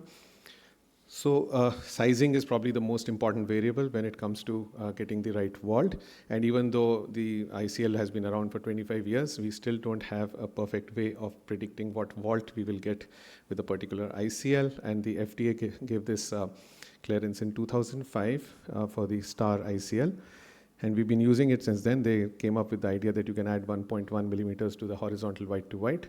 So essentially what we worked with for the last 20 odd years is the white to white measurements and the anterior chamber depth, and that goes into the formula which STAR gives you. It's called the OCOS, and then that gives you a size which you can use. And white to white is basically a surrogate measurement for the sulcus where the ICL sits. So essentially we're trying to find a good correlation between white to white and what is the size of the sulcus, but in almost 10 to 20% of patients, it does not actually give you a great outcome. So you tend to get surprises. You can get high vaults and you can get low vaults. This is how the STAR formula looks, and it tends to give you a size, and it tends to give you what kind of an outcome to expect. And it hasn't changed in 20 years, so we are still working with what we started almost 20 years back. So essentially with the onset of OCTs becoming available over the 10-15 years, we started actually seeing our vaults properly. And so every patient is now followed up with the vault measurements, and not only right after surgery, but also 5, 10, 15 years after surgery. On every follow-up year or two, we tend to check the vault, which keeps going down with time. And we know that the vault keeps decreasing. And Mark Packer has come out with this and this has been changing with the Centraflow, which came in about 10 years back. Our tolerance for vault actually improved drastically, both for the low and the high vaults. So the ideal vault range has been set to be between 250 to 750 microns. And however, there's a tolerance for 90 to almost 1000 microns. So this is a very high vault, as you can see over here, almost 1.39 millimeters. And this can lead to, of course, many things, narrow angles and angle blocks and pupillary blocks and optic captures. And of course, again, if you have a very low vault, as you have over here, which is almost a flat vault, this will probably lead to ICL rotation, and toric ICLs will not tolerate that. Also cataract formation. So things have got better with the CentraFlow, but they haven't got so better that you cannot, you should still not be working very hard with the vaults. And some of the new ways that you can do vault prediction and sizing is beyond the white to white. You can do sulcus measurements with the UBM, but they've not been found to be very, very inter-user. The variability is too much, so they've not been found to be great. And you can now have access to very good high-quality AIOS-OCTs. Several of them are available. So we have several measurements which you can see on the right side. You can actually see the lens vault, the crystalline lens rise, the angle-to-angle, and many other measurements which have all been studied at length to predict what size of ICL can be used. And we are using these for the last couple of years, and this is what is new for our phakic lens practice. I'll just share a case. This patient was with a small spherical error and a very high astigmatic error, and 27 years female, was having a very thin pachy of just 450, was planned for an ICL. As you can see there, the AC depth was very good. It was 3.5 millimeters in one eye and 3.5 also in the other eye. We did the star calculation, and we found that this was predicting a size of 13.2 based on the measurements that we got from the calipers and from the pentacam. And we had gone ahead with this surgery using the star nomogram for both eyes. And we got a vault of 794 in the first eye on day 1 post-op. So we went ahead with the same size, considering that this was a good vault. Second eye got a 949. And what happened is that this was an outside outlier. Patient's vault actually increased on the post-op day 15. We had almost a 1 millimeter vault in the right eye, and again 950 or 1 mm also in the left eye. So this was a high vault. We kept watching this patient, and gradually we realized that the vault did come down over 6 months to about 800 to 900, which is fine. Now what happened is that about a year or two back, we started working with OCT-based parameters. In retrospect, we studied all our patients which had been having vault surprises, and the OCT can give, as I showed, several parameters, and you can use one of these formulas like the lasso technique, which is available free online.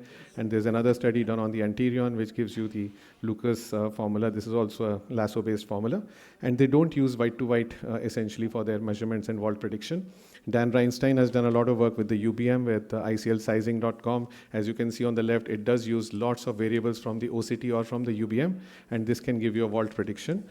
And so this was predicting for our patient that we should have used a 12.6 instead of the 13.2. It showed that had we used a 12.6, we would have got a 418, whereas if we had used a 13.2, it would have given us about 1,000, which is actually what happened. And this is the other formula, which was again predicting that in this patient, we should have used a 12.6. This is the lasso formula. And it also showed that if we used a 13.2, we would get a much, much higher vault. So in retrospect, we realized for many patients that this is what was happening. So what we've done is in our practice, we've switched. I won't go into the details of how we analyze this patient because it clearly shows that we should have used a 12.6, which was totally different from what STAR was predicting for us. So there have been a lot of vault prediction methods, and there's artificial intelligence formulas. One is being developed by Alan Sard and Damien Gatnell's group. We've been contributing a lot of our data to them and working out for our patients, and they've kind of come out with a new nomogram which is using deep learning. And on that, for our patients' data, we found that with using their model, we would have got almost 100% of our patients within the 250 to 750 group. And I won't go into the details because I want to finish as fast as possible. And what we are doing today in our practice, and I'll finish in 3-4 slides, we are doing vault prediction using various calculation methods available to us in addition to the manufacturer's nomogram. We also now order one size up and one size down for each ICL that we implant, and we also use intraoperative OCT. So this is how our calculation sheet looks. It uses the lasso technique, and using this, we are getting, with a 12.6, it's predicting a 652 volt for the right and the left, using a 13.2. So looking at this, we can actually choose what size of ICL we might want to order and implant for the patient. This comes from the IL Master lasso formula. It's again telling me that if I use a 12.6, I'll get a 742 volt or a 818 volt for the other eye, whereas for the 13.2, obviously I'll get a much higher volt. So using this is prepared for each patient that undergoes a phakic lens surgery. This is from a manufacturer who's also, with our help, incorporated this into their own calculation systems. They are using manual white to whites, the Pentacam white to whites, the Almaster 700 white to whites, from the LensStar and from various devices, and they predict you a vault and a size. So this is predicting a post-op vault of 410 and with a size of 11.5. Or typically what we'll do is we'll order an 11.5, a 12, and maybe an 11, which will be standby lenses for us. And this is how this is my last slide. This is how we'll do with the intraoperative OCT. This is one representative patient where we implanted the size which was predicted by all the formulas. And on IOCT, this is a 12.6 implant that we did. And on IOCT, we found that the vault was almost flat, as you can see on the right side, There was almost no vault. It's not very clear, but the vault was almost nil. So we've explanted this. We did have a standby lens with us, and we were able to explant this and immediately replace it with a different lens. Now, this might happen only in maybe 1 out of 10 or 15 patients, but when it happens, then it's a lifesaver. And we exchanged this ICL right then, but now we've made it a standard practice. In the last year, we've had to exchange intraoperatively about 2 or 3 patients where we were getting either a very high vault or a very low vault, and this has really helped us, our outcomes. And so with that, I think I'd like to close. This is this patient itself, their outcomes post-op with the vault. So I think it's been, as I said, 25 years. We're all working hard, but how can we bring it to that 97, 98% confidence level of getting good results with our ICLs? So a lot of new technology which is coming in. Deep learning is helping a lot, and I think once Damien Gatinel's formula is out in the open, we'll have much, much better results as well. So thank you so much.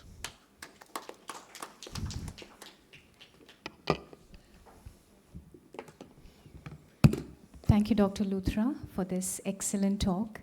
I also take this opportunity to extend my humblest gratitude to the distinguished chairperson, Dr. Rao, Dr. Grover, and the other distinguished chairpersons who were with us. Congratulations once again to all the award winners, and we all look up to you. It was an amazing session. As Dr. Rao said, probably the trainees should have been here. We all have learned a lot from this lecture rather than listening to the stalwarts. And thank you, delegates, for being with us. I hope you had a good time in this lecture. Thank you so very much. May I request the chairperson and the awardees to please come upon the stage to have a group picture. Thank you. That will be a memory.